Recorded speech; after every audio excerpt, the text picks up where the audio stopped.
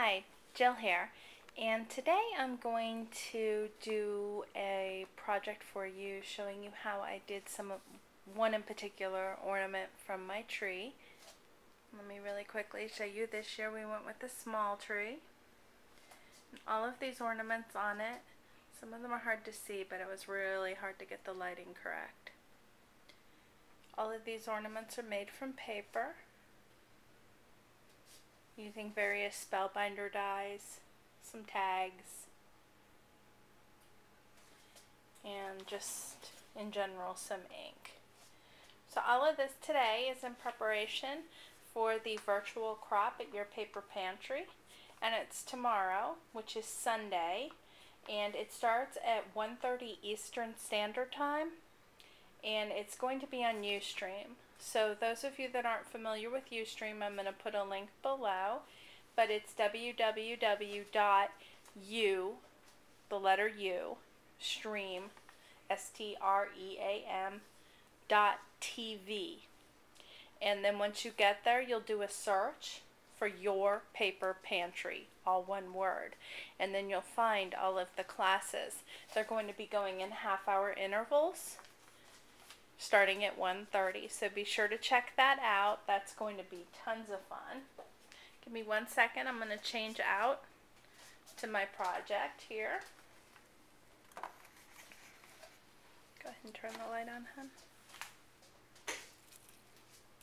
Scoot back the tree a little for me. Okay. Sorry if I'm making you dizzy at all. Okay. So just try to get that in frame. Thank you. So here's what we're going to be creating.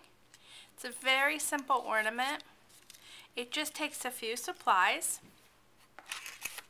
First, I used my Spellbinders dies. Again, you don't necessarily have to. You can use whatever's handy for you, whatever shapes work for you. I have the little circles in white. 2 of those for each ornament, 2 regular circles, and they fit on top of the scallop blue circles. And I ran these all through my Cuddle Bug. Then I use a piece of ribbon. It doesn't really matter what type of ribbon. This one has a bow on it. I'm out of sheer ribbon, so I won't be adding the bow today. It's gonna look pretty anyway. So the first thing you're going to want to do is, sorry about that, my cat's decided to join us as always. You're going to want to stamp your image. And again, any image will really work. The images I'm using today are from Inkadoo. The set is called Warm Holiday Wishes. I picked these up at Michael's, and they come 2 packages. So there's the Joy Wreath and the Peace Wreath. I'm going to use the Peace. I'm using Memento ink, Danube Blue. And the reason I'm using Memento is because I am going to use a Copic to add just a touch of color here. But if you don't have Copics, or you don't want to add in that color that way, use what ink works for you. Sorry if my head's in the way there. But I'm using the Memento because of that. I'm on kind of a placemat here, so this image I needed to wobble it a little. So there's how that comes out. You'll do that for both of your big round circles. And from the same set, I have a little snowflake. And that's how I did the little center circle. And again, my head is going to be there, or it might not be even. Either one, I've already pre-stamped them. So I just line it up with that circle and get the snowflake. Okay, so like I said, I pre-stamped those so that they were all ready. And these go really quickly. Then you'll take your Copic markers, and I'm just using B41, And I'm actually using the original, which are the square, because it has a pointy end on it, and just tracing out pretty much just the lines of the snowflake, nothing major, because we're going to put some glitter over it too. And then on this one, I just went in on the holly leaves. I know they're holly leaves, but the tones I'm going with are blue here. And just a tiny little bit of color, nothing special. So that's why I said you can really use any marker for this. This just happens to be what I have around. Okay. I know. So, there's that. The next step is I want to bring out this centerpiece without adding a layer. So I'm just going to run it through my ink pad. Just let him be. My cat is trying to eat the Christmas tree.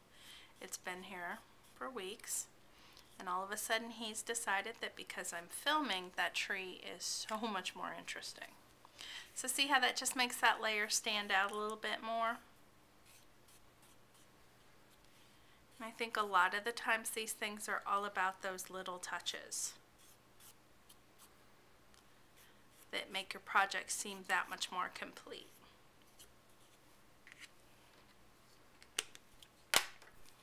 And then let's just draw those little lines on the back piece.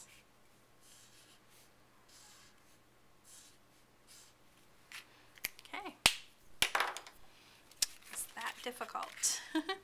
So, now we're just going to come in with some foam tape. And this is my favorite foam tape. You're going to use your favorite. On one, probably can't see it on this one, but on the back of one of these blue ones is where you're actually not going to use foam tape. You're just going to use a little piece of score tape. And that's where your ribbon's going to go. And like I said, you know, find a ribbon that works for you. This is just what I happen to have around, and just loop it on there. Then you're going to cut off some foam tape pieces. Put one over top of it. I tend to be one of those people that likes to use bigger, more generous amounts of foam tape. I know everyone has a different feel on the foam tape, but I like a lot of it, and I get it cheap, so $1.50 a roll. I can be a little generous with it. So we're just going to, at this stage, attach the two large blue scalloped circles together. And obviously my colors here are blue, silver, and white. But whatever colors you're working with, please use those. Okay, so that forms your base. And then we're going to come in again.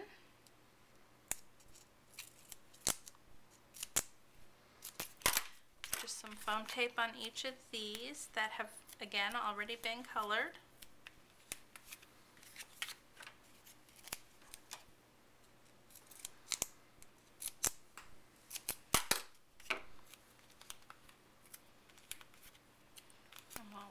This fun, exciting stage.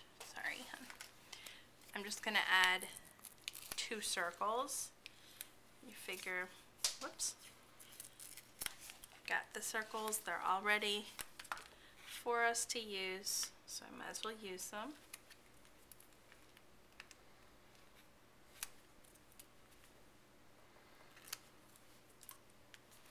Just so you get an idea of where we're headed again.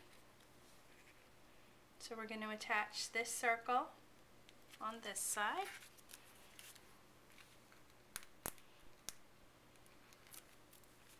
And then this circle to the other side. So this one I'm making right now is identical on both sides, but just for a little bit of interest on the other ornament, I made 2 different colors of blue. And the reason I do that is because one of the reasons I started making these ornaments was to use up my scraps. So here's the snowflake that goes in the center. And you'll have to forgive me, I'm only going to stick one on because one of them I dropped on the floor.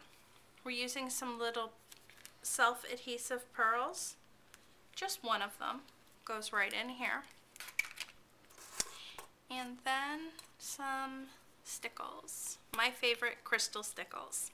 Goes perfect over everything. And we do one side at a time.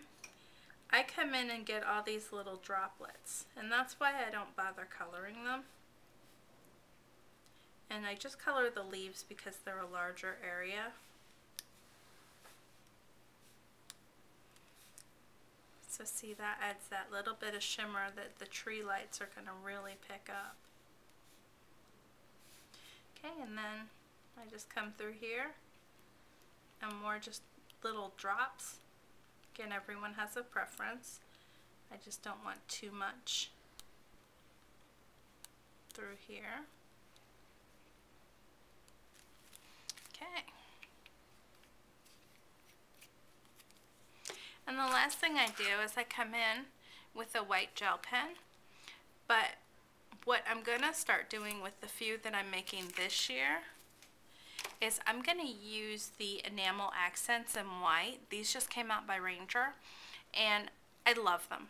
I've been liking everything that they do. They look like, they're not like the liquid pearls, which I have a few on order to try out, but they just leave a little white raised dot.